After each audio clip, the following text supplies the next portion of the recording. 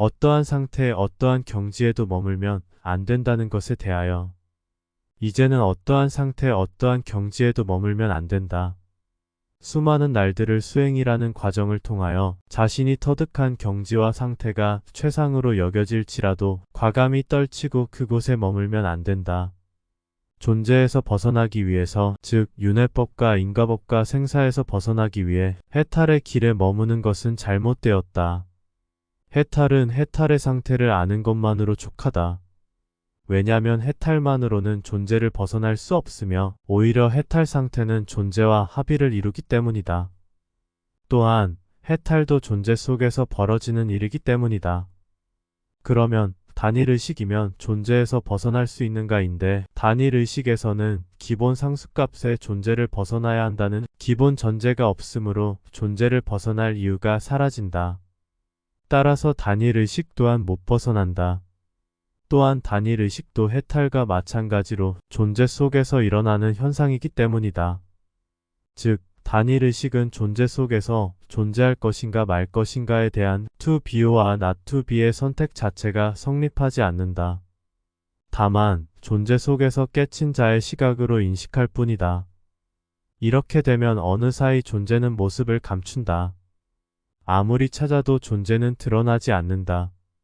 이렇게 되면 자신이 깨친 경지가 주인이 되어 관찰자 시각으로 세상을 내려다보게 되며 만족하여 여여한 깨침의 상태라고 생각하게 된다.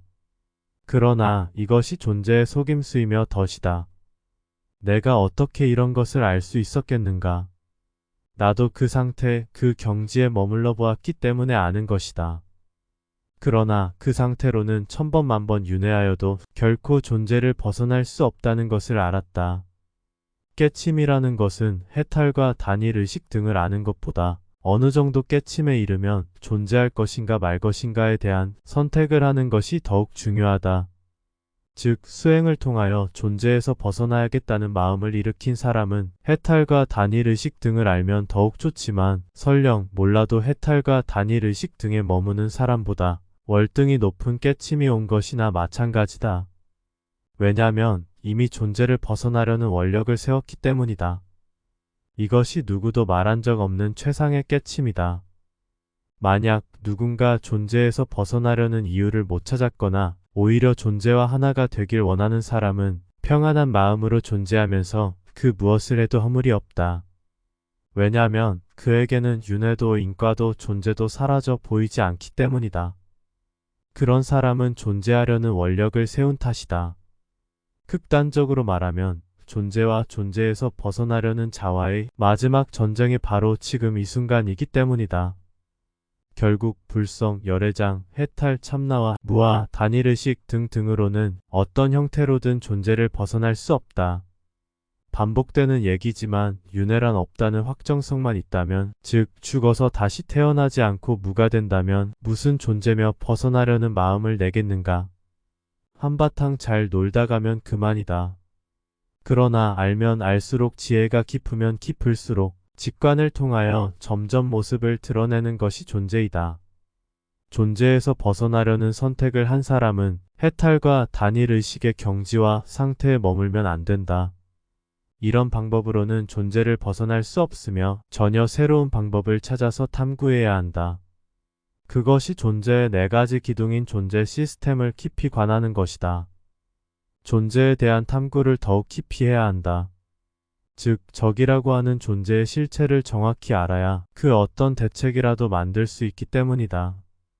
존재 시스템의 네 가지 기둥 중 윤회법칙 하나만이라도 누군가 정확히 확정한 사람이 있다면 그 즉시 선택하여 보라, 존재할 것인지 벗어날 것인지를.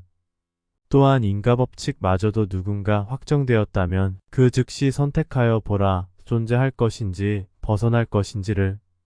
나아가 만든 자와 만들어진 자를 알게 하는 지구 정원 배터리와 야생의 먹이 사슬과도 같은 창조의 시나리오에 이르기까지 그 즉시 선택하여 보라, 존재할 것인지 벗어날 것인지를. 존재에서 벗어나는 방법을 보면 불교는 존재에서 벗어나는 길의 시작 입구 쪽 문은 열어주지만 궁극에는 문조차 사라져서 출구를 찾을 수 없다. 반면 그리스도교는 신이라는 존재에 의하여 입구는 막혔지만 희미하게나마 출구가 어렴풋이 보인다. 아무튼 존재에서 벗어나려는 마음이 들지 않는 사람은 그냥 일상에 충실하며 살아가면 된다. 오직 존재에서 벗어나야겠다는 강한 신념이 있는 사람은 더 이상 상태와 경지에 머물지 말고 존재를 탐구하여야 하는데, 그중 내가 말한 존재 시스템의 4가지 큰 기둥을 탐구하는 것이 제일 확실해 보인다. 그리고 누군가 나도 모르는 존재의 비밀장을 공유하여 알려준다면 참으로 감사할 것이다. 혼자만의 알문 한계가 있기에 모든 정보는 공유되어야 한다.